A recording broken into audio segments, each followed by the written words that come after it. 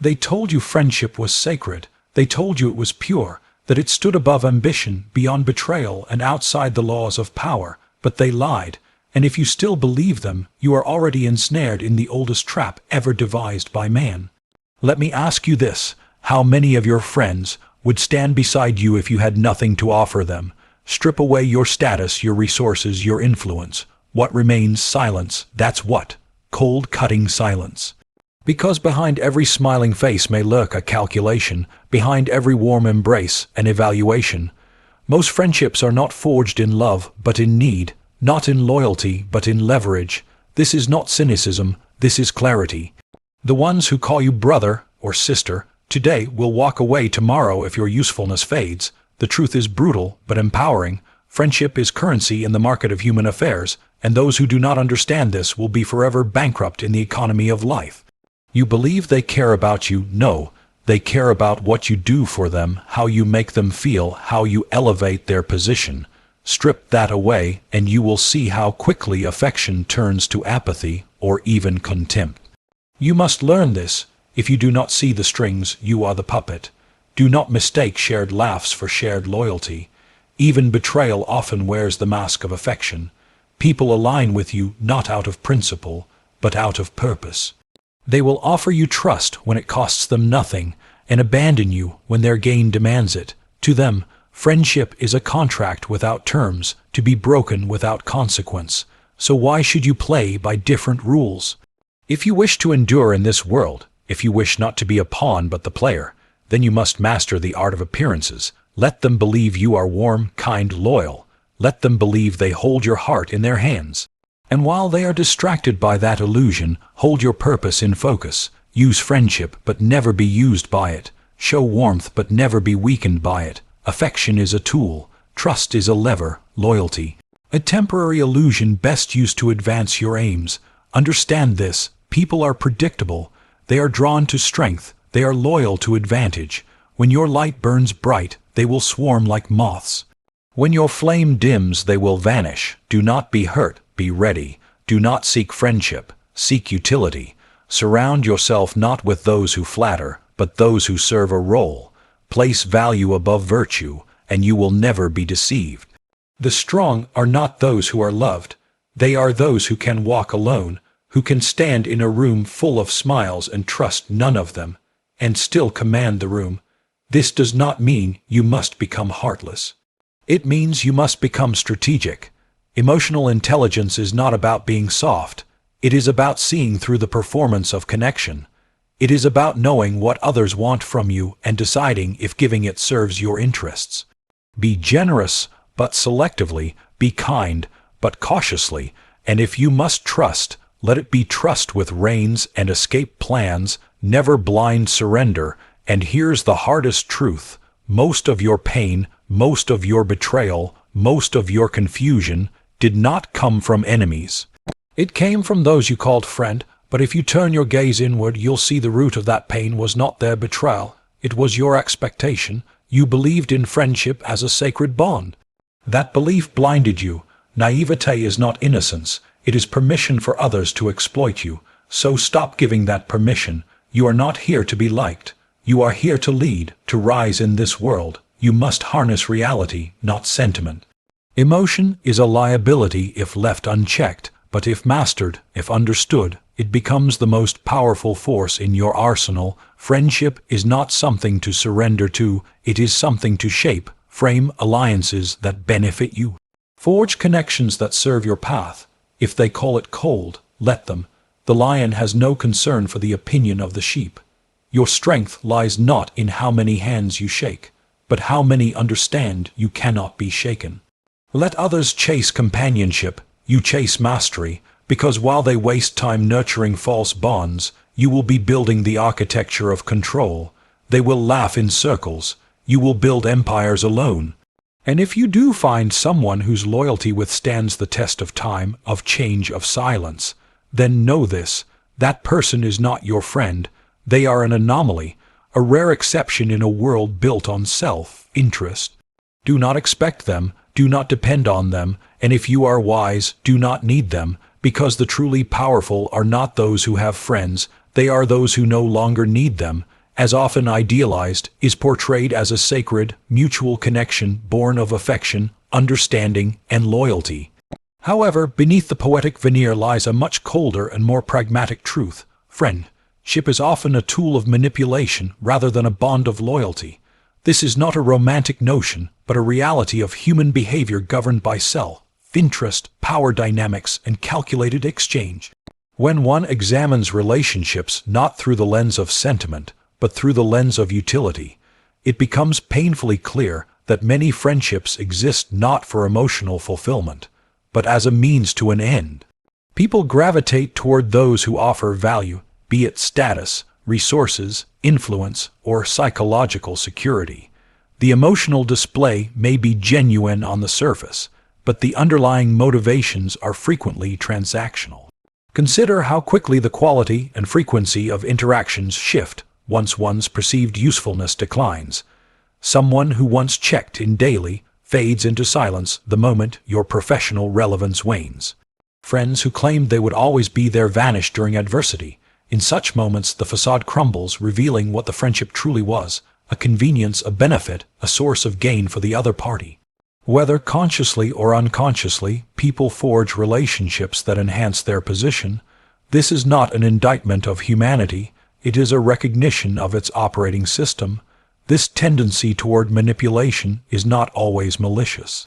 In fact, it is often so normalized that it goes unnoticed. A person may genuinely feel fondness for another, while simultaneously being drawn to them because of the doors they open. Emotional intimacy and utility are not mutually exclusive, but when tested, utility almost always proves to be the deeper anchor. What is mistaken for affection is often strategic alignment. People seek validation, support, admiration, and affirmation, things they subconsciously assign value to. If you offer these, they gravitate toward you. The friendship blooms not because of shared values or loyalty, but because you satisfy a personal need. The moment that need is no longer met, the foundation starts to crack. This pattern is observable in social, professional, and even familial contexts. High-performers at work often attract a swarm of friends who disappear the moment the performance dips. Wealthy individuals are surrounded by affection that evaporates the moment financial hardship strikes. Popular individuals in social circles find themselves isolated when their influence wanes. This proves that many so-called friendships are not built on loyalty, but on perceived advantage. Loyalty, in this sense, is conditional, a performance maintained only as long as the environment remains favorable. Many people use the idea of friendship to gain access. It becomes a psychological shortcut to bypass defenses, establish trust quickly, and extract value. The term friend can be a smokescreen, a carefully chosen word that softens resistance and invites vulnerability. Once vulnerability is offered, manipulation becomes easier. People reveal information, open doors, offer favors, all in the name of friendship, where they are playing into the hands of a skilled strategist. This is not paranoia. It is pattern recognition.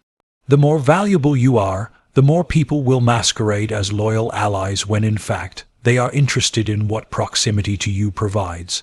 Manipulative friendships often involve an imbalance of power, masked as care. One person may consistently give more, emotionally or materially, while the other reaps the benefit without reciprocation. They exploit emotional obligations, guilt, or shared history to maintain control, while quietly extracting what they need. The one being used may defend the dynamic, rationalizing that friends help each other, and not realizing that the exchange is one-sided.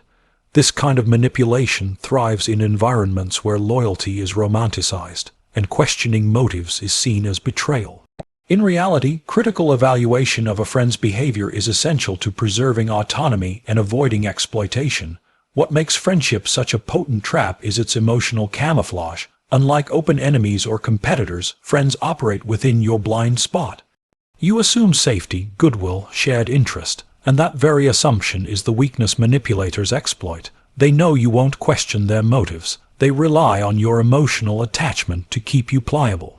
They understand the psychological power of being seen as an ally. It gives them influence, reduces your scrutiny, and allows them to shape your decisions. Once you begin to recognize the patterns, when praise is a prelude to a request, when loyalty disappears during inconvenience, when presence is tied to performance, you begin to see that much of what is called friendship is strategy in disguise. To navigate the world effectively, one must discard the idealistic notion that all friendships are sacred. Instead, adopt a more strategic lens. See who benefits, who initiates, who disappears, and who returns only when you rise again. Understand that friendship is often a form of negotiation dressed as intimacy. It is not loyalty but leverage, and those who master this understanding are no longer played. They become the ones directing the game.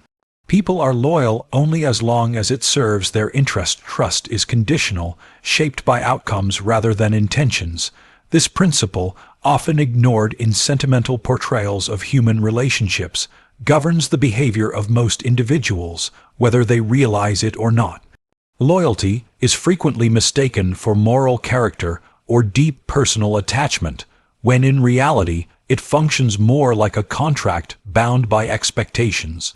When those expectations are no longer met, the illusion of loyalty shatters, revealing that the connection was always contingent upon benefit, comfort, or alignment of goals. People stay loyal to what works for them, not necessarily to what is right or deserving. In practice, this means that as long as you provide value, whether emotional, financial, social, or strategic, people will remain close, offer their allegiance, and speak of loyalty, but remove the value and their behavior changes. This is not merely about betrayal in extreme forms, such as deception or sabotage. It's about the subtle retreat, the quiet withdrawal, the shifting priorities that reveal how shallow the loyalty really was. The person who once praised you when you held influence becomes distant once your power diminishes. The friend who depended on you emotionally suddenly finds new confidants when you can no longer serve as their emotional crutch. This pivot is not uncommon. It is the default pattern. Trust, too, is often misunderstood. It is not granted as an enduring gift, but as a fragile allowance based on immediate circumstances. People trust others only when it feels safe or rewarding to do so. The moment trust becomes a liability or no longer yields benefit, it is withdrawn. Trust does not survive out of principle. It survives when it remains profitable or protective. This explains why individuals who appear loyal in stable times abandon their allies in crisis. The same people who claim to always have your back are often the first to step away when association with you becomes risky. Their trust was never rooted in commitment, it was rooted in calculation. The psychological mechanism behind this is simple. Self-preservation and self-advancement override moral consistency. Even those who believe themselves virtuous often make decisions based on what safeguards their interests. People rationalize their disloyalty through justifications that protect their self-image. It's not personal, they say, or I had no choice, when in reality they made a choice, the one that benefited them. Trust and loyalty collapse under pressure not because people are inherently evil, but because they are driven by self-interest masked in moral language. This does not make them monsters, it makes them human. This reality becomes starkly visible in competitive environments, politics, business, entertainment, even close-knit communities. Alliances form quickly, but they dissolve even faster when gains are no longer aligned. You see people shift loyalties not because they discovered new truths, but because the original connection no longer offered sufficient return. They move to new alliances, offer new loyalties, make new promises, because the center of their commitment was never the person, it was the benefit. The moment the return on loyalty declines, people begin calculating exits. Even in personal relationships, marriages, deep friendships, family ties, this conditional loyalty reveals itself. As long as emotional needs are met, people stay. But when difficulties arise, when the cost of support outweighs the emotional reward, Many find ways to detach, distance themselves, or blame the one in distress. They may not betray openly, but the absence speaks louder than words. Their loyalty was conditional on emotional gratification. When the pain of staying outweighs the benefit of attachment, loyalty fades. In truth, trust is never truly tested until it becomes inconvenient. This is why those who build their world on assumed loyalty often collapse when adversity strikes. They mistake temporary alliances for eternal bonds, not realizing that the people around them are there because of what is, not because of who they are. They trust too easily, relying on affirmations, promises, and gestures as evidence, rather than observing patterns of behavior under stress. The wise understand that loyalty must be tested through time, trial, and loss. If someone remains when there is no advantage in staying, only then can the possibility of genuine loyalty be entertained, not confirmed, only considered. To survive and thrive in such a world, one must operate with guarded awareness. Expect that most loyalty is conditional, and trust only those who have endured multiple chances to leave and chose not to. Even then, retain the ability to walk alone if needed. Detachment is not cruelty, it is clarity. It is knowing that people can shift when it benefits them and being prepared for that shift. This does not mean one must isolate or live in paranoia, but it does require the wisdom to separate loyalty from convenience and trust from dependency. In the final analysis, loyalty is a commodity traded for advantage, and trust is leased, not owned. Those who confuse it for something permanent will often pay the price in disappointment. Only by recognizing the conditional nature of these bonds can one move through the world with both power and resilience, never fully exposed, never fully dependent, and therefore never fully betrayed. True power lies not in emotional attachment, but in understanding and controlling human behavior. Power is not granted through sentiment, nor is it sustained by affection. It is cultivated through perception, manipulation of expectations, and a deep psychological understanding of what drives people. Emotional attachment, while comforting, creates dependency. Dependency creates vulnerability. And vulnerability is the antithesis of control. To wield real influence, one must rise above emotional impulse and study the mechanics of human motivation. What people fear, what they desire, and how they respond when either is at stake. Emotions are unpredictable and often irrational. They cloud judgment, skew perception, and erode strategic thinking. When one acts from emotional attachment, decisions become reactive instead of calculated. The emotionally attached person often seeks to protect others, gain approval, or maintain harmony. Noble aims, but all of them dilute authority. Power, on the other hand, requires detachment, not apathy, but distance. The ability to feel without acting on feeling, the ability to care but not be governed by care. This discipline allows one to read situations clearly, respond with precision, and predict outcomes more effectively than those consumed by sentiment.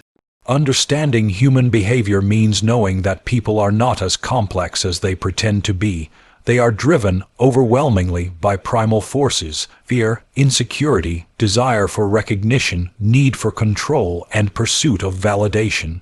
They form allegiances based on protection, opportunity, and emotional reassurance. If you can identify what a person lacks, you can influence what they do. If you can predict how someone will react under stress, you can shape the environment in which that reaction occurs.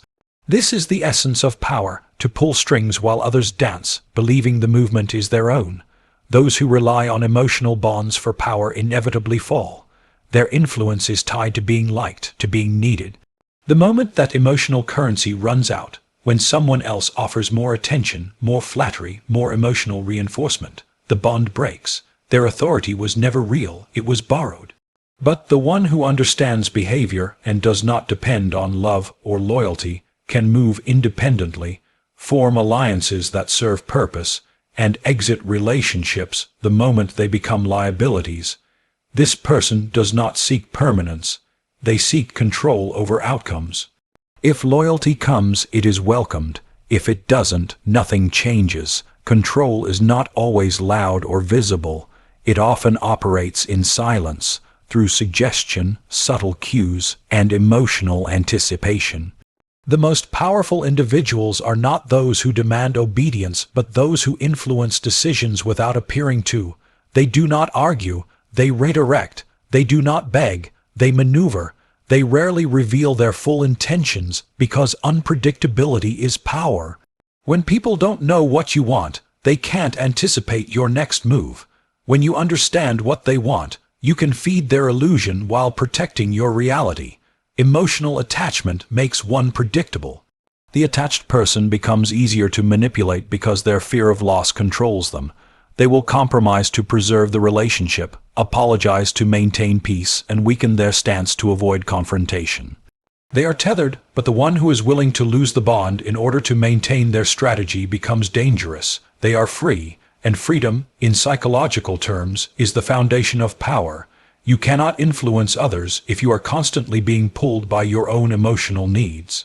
Power also demands that one maintain an internal hierarchy, logic above emotion, vision above affection, outcomes above attachments. This does not mean cruelty, but clarity. You must know what drives you and ensure that it cannot be used against you. If your weakness is the need to be understood, someone will withhold understanding to manipulate you. If your weakness is loyalty, someone will offer it only to control you. But if your needs are minimal and your understanding of others is deep, you become immune to emotional leverage. Even in personal settings, power is rooted in perception. If others believe they cannot sway you emotionally, they begin to respect you differently. They hesitate before testing your boundaries. They recognize that your approval is not easily won and therefore more valuable. Emotional detachment does not mean you do not form bonds. It means those bonds never outweigh your clarity. You can care for others deeply without letting that care compromise your autonomy. In fact, the ability to withhold emotion when necessary can protect the very relationships you value. By preventing exploitation, maintaining boundaries, and ensuring that respect remains intact. The one who studies behavior remains unshaken by emotional noise and acts from a place of strategic clarity will always outlast the one who moves from impulse or attachment. Because while others are caught in the chaos of feeling, regretting words spoken in anger, decisions made in affection, or compromises made in fear, the detached strategist simply observes, calculates, and advances. Power does not belong to the one who loves the loudest. It belongs to the one who listens the deepest, moves the quietest, and strikes the smartest.